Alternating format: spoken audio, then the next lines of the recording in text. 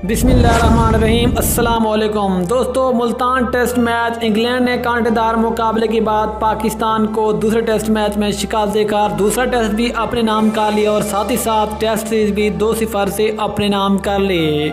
लेकिन इस test match में अंपायरों के गलत और घटिया फैसले पाकिस्तान टीम को ले डूबे।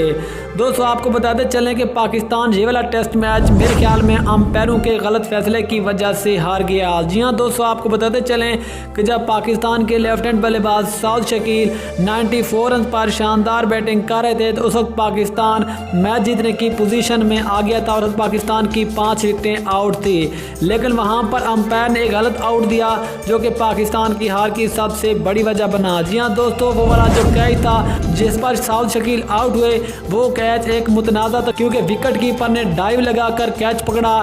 जो विकेट कीपर के गिलाफ थे और गेंद थी वो दोनों चीज़ें ग्राउंड को टच कर रही थी, लेकिन टीवी अंपायर ने बहुत देर के बाद बिल आखिर ये फैसला सुनाया कि ये जो फैसला है ये आउट है और साउद शकील को उसके बाद आउट करार दे दिया गया। तो एक क्रिकेट की तारीख का सबसे बड़ा बदतरीन फैसला था क्योंकि जो गेंद थी वो सीधी ज़मीन को टच कर रही थी, लेकिन फिर भी अंपायर ने बॉलिंग के हक में फैसला सुनाया और साउद शकील को वहाँ पर आउट दे दिया, जिसकी वजह से पाकिस्तान ये वाला टेस्ट मैच हार गया।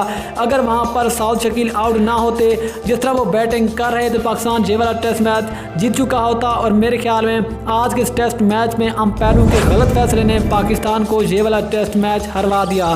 दोस्तों आप ख्याल में पाकिस्तान ये वाला टेस्ट मैच किस वजह से हारा, नीचे कमेंट सेक्शन में ज़रूर बताएं।